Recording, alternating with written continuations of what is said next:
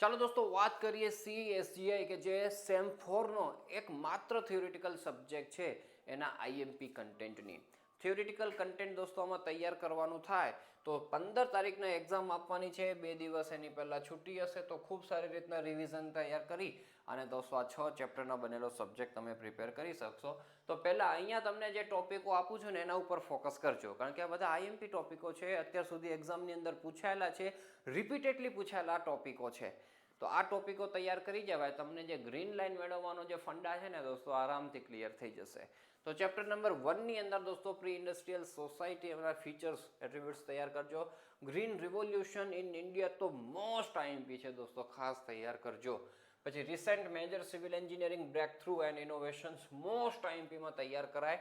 BIM દોસ્તો BTP થી આપણે ભણતા આવ્યા છીએ, એની શોર્ટ નોટ પૂછાય, અહીંયા તૈયાર કરજો. ઓટોમેશન ઇન કન્સ્ટ્રક્શન દોસ્તો હમણાં પૂછાયેલું હતું, એના નીડ, એડવાન્ટેજીસ, ઓબ્સ્ટેકલ્સ.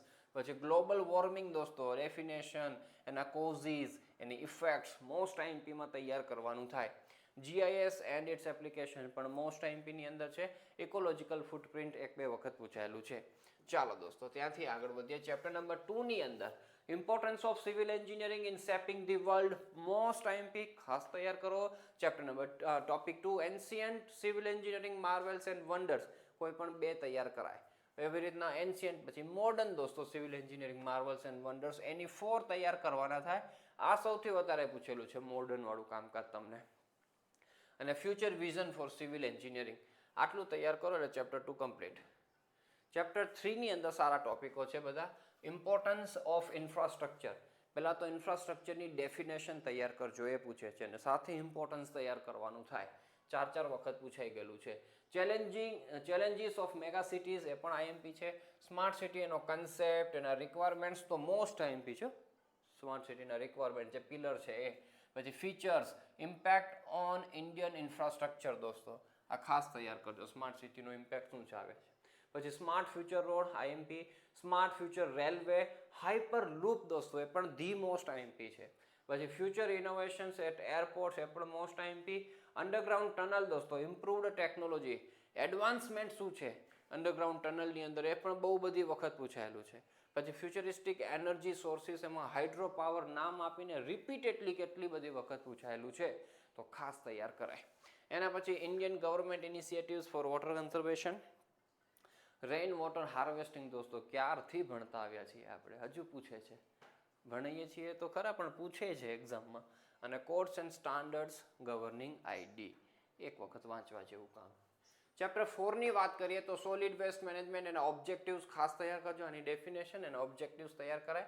પછી traditional method of disposal of solid waste, એમાં ઘણી બધી મેથડો છે પણ આ ખાસ તૈયાર કરજો. Open dumping, sanitary land filling અને કમ્પોસ્ટિંગ. હમણાં તમને ક્વેશ્ચન થોડોક ટ્રિકી પૂછેલો હતો પેપરની અંદર. કેવી રીતના પૂછ્યું હતું કે ભાઈ એવું જે સોલિડ વેસ્ટ હોય કે જેની અંદર મોટાભાગે ઓર્ગેનિક મેટરના નામનો કચરો હોય, ઓર્ગેનિક મેટર કચરાની અંદર હોય, સોલિડ વેસ્ટની અંદર સૌથી વધારે હોય, તો એને તમારે ડિસ્પોઝલ કરવા માટે કઈ મેથડ લાગુ પડાય એ એક્સપ્લેન કરો.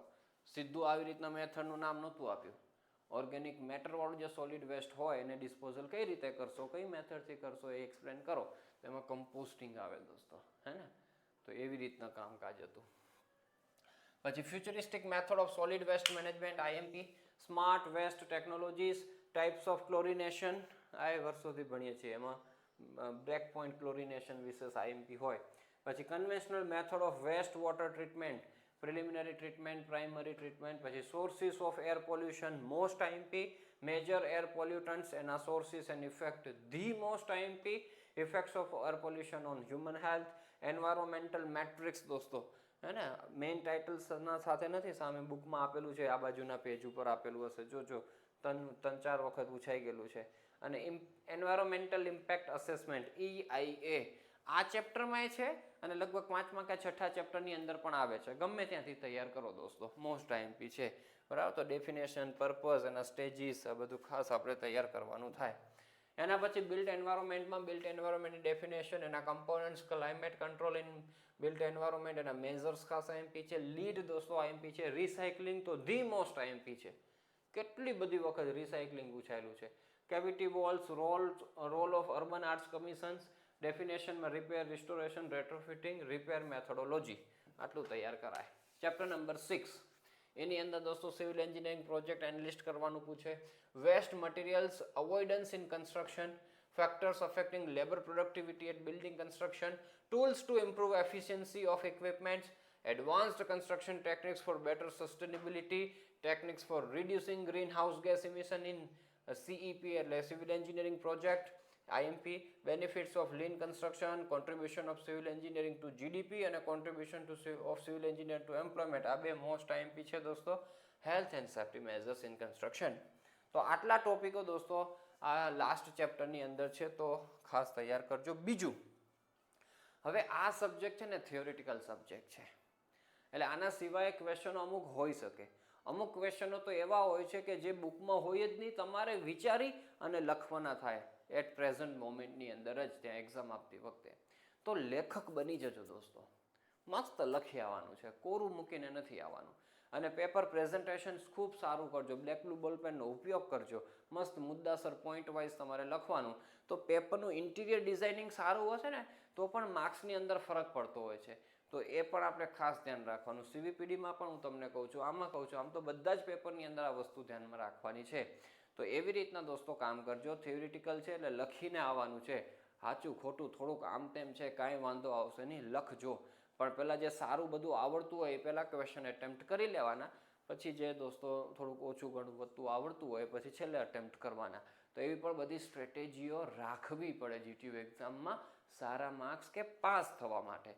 તો એ બધી વસ્તુઓને ધ્યાનમાં રાખી ખૂબ સારા માર્ક્સ પ્રાપ્ત કરો, જ્વલંત સફળતાઓ પ્રાપ્ત કરો, એવી શુભેચ્છાઓ અને શુભકામનાઓ સાથે આ વિડીયોની કરીએ આપણે સમાપ્તિ. Thank you so much.